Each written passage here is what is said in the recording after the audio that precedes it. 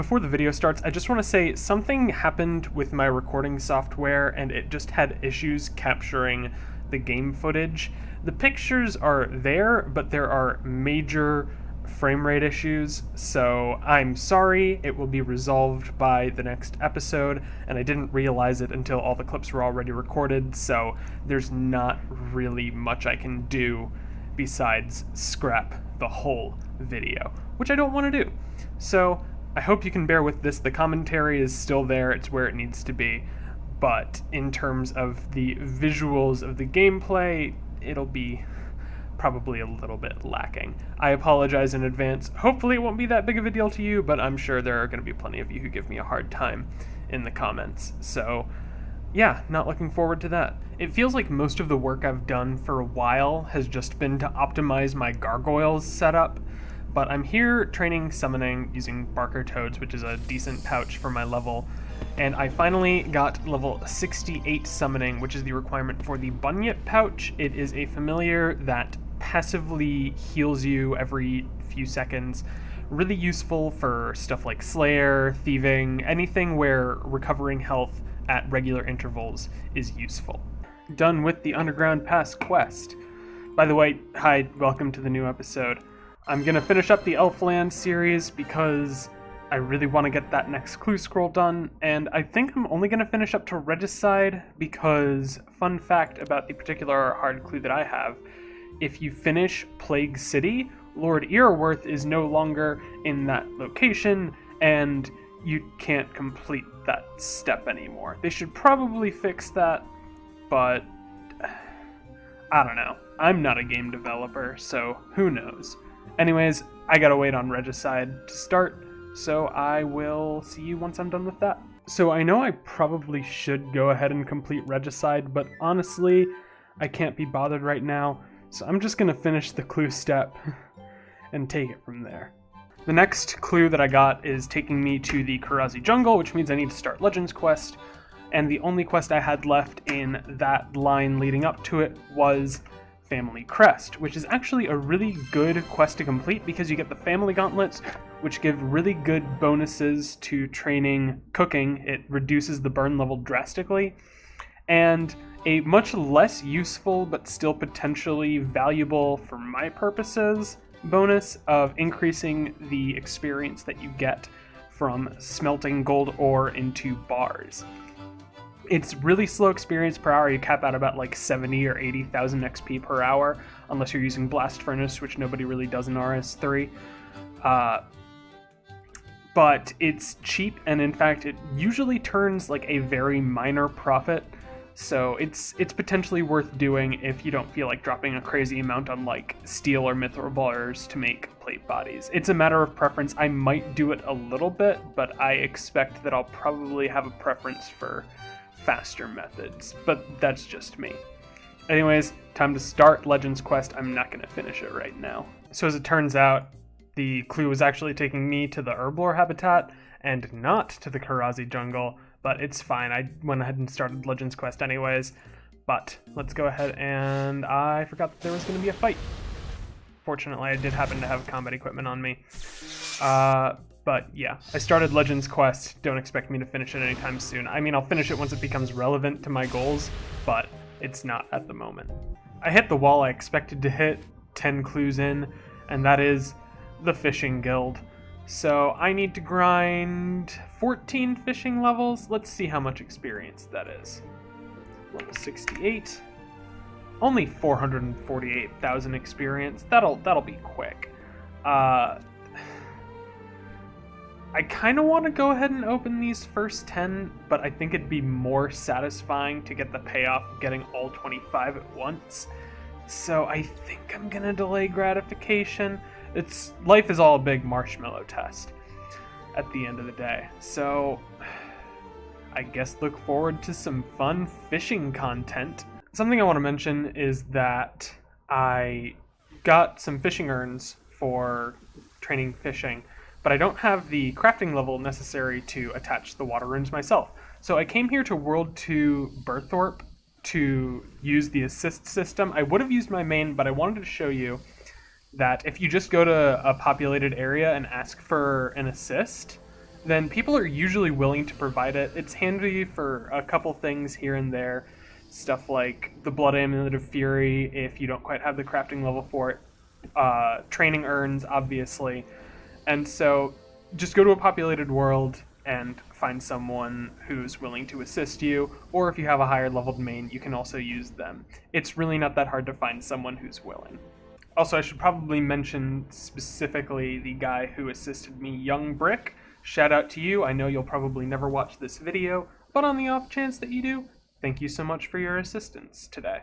I'm here at Menafos training fishing, and you might be asking me, Kevin, why don't you just train until 63 and then boost into the fishing guild with an Admiral Pie?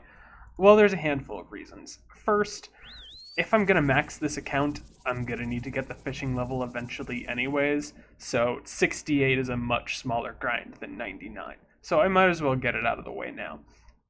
Second is I don't want to have to boost every single time I get that clue scroll step. It just seems like a super inconvenient thing to have to remember to take an Admiral Pie with me or always keep Admiral Pies on hand.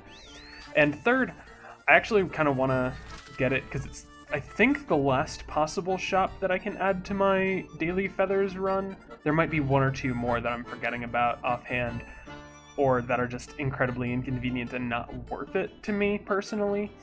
So being able to finally check that one off the list is a big, well, not a big goal of mine, but after making such a big deal out of it in the last clip, I did finally cave and just boost from, I think, level 66 smithing. And so I kept on the clue grind, needed Big Chompy Bird hunting, which was a requirement for Zogre Flesh Eaters, which I'll go ahead and show. I mentioned the 2 herbs from Jungle Potion. You give them to this guy, and then he can open up his own herblore shop. It's an achievement, but I don't know if it's super worth your time. But anyways, Big Chompy Bird hunting led to Zogre Flesh Eaters for the quest grind. And all of this is in service of the Rum Deal quest. I had a clue that took me to Brain Death Island, and so these are the required quests. Another quest that I completed, not required, but Ghosts Ahoy, is a very useful quest that gives you the benefits of being able to enter Port Phasmatis free of charge, and also the Ectophile, which is an unlimited teleport item to the Ectofuntus, which is right outside of Port Phasmatis. I will be using this in all future herb runs, and for whenever I need to get to this part of Mauritania. Anyways, Rum Deal quest, I went ahead and finished it. I know that I've been starting quests without finishing them once I'm at the area that I need to be at, but for this one, once I was on the island, it's not that long of a quest, so I figured, might as well finish it. It's pretty quick, it's easy. So, Rum Deal quest complete.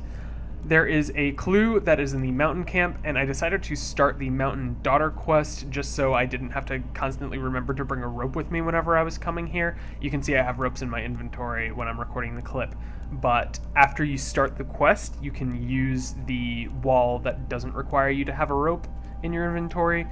So I just started it for the sake of being able to use that shortcut, and I'll finish it eventually. I haven't really been able to play as much as I would have liked over the past few days, but I have managed to stack up some completed daily challenges, which I'm going to go ahead and turn in. I should make note, Slayer isn't a very good daily assignment. Crafting tends to be, because the way the challenge mystery bags work is that they essentially reimburse you for either the materials used to make the products or the materials that you gather. So because crafting is normally so expensive for fast XP, dailies help mitigate that cost, and in addition they give bonus experience. The best daily worth doubling with Viswex is Delve into Daemonheim. You saw I just got 53,000 experience without doubling it, so you can easily get in excess of 100,000 XP per Dungeoneering daily if you decide to double it with Viswex. I didn't this time because I still need the Viswex for money, but once I don't need it as much, then I will probably double all of my Dungeoneering dailies.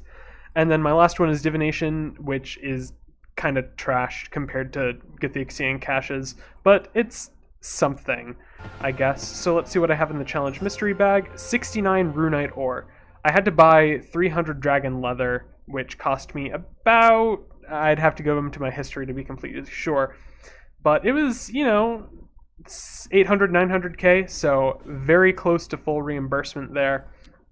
And I also get treasure hunter keys, which I normally don't show, but I should probably make note of. That is a cosmetic, so I'm going to convert it into oddments.